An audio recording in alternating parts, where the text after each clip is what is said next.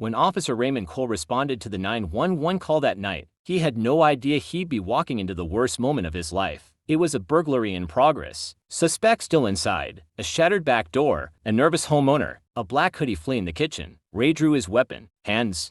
Don't move. And then his breath caught. The suspect turned. It was his son, Eli, 19 years old, pale, high, trembling. Ray whispered, "No," but he didn't lower his weapon. He followed protocol. He cuffed him. He read him his rights. And he drove his own flesh and blood to the station. Colleagues stared in silence. His wife didn't speak to him for days. His son wouldn't even look at him. But Ray didn't break. "I swore to protect this city," he told. The department shrank. Even from my own family. Even from myself. Eli was charged with possession and burglary. It was his second offense. Rehab hadn't worked the first time. Ray had done everything right.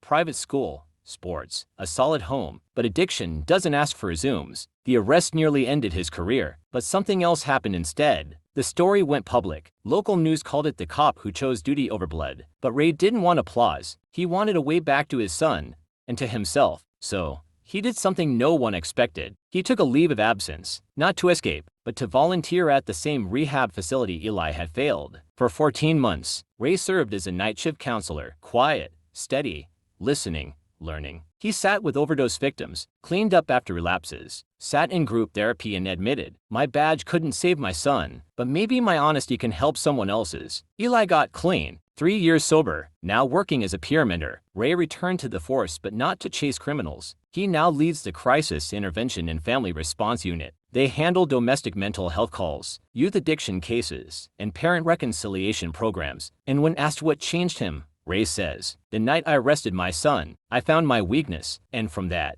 I built something stronger." He was a father, he was a cop, but most importantly he became a bridge. That's not just redemption, that's a man remade.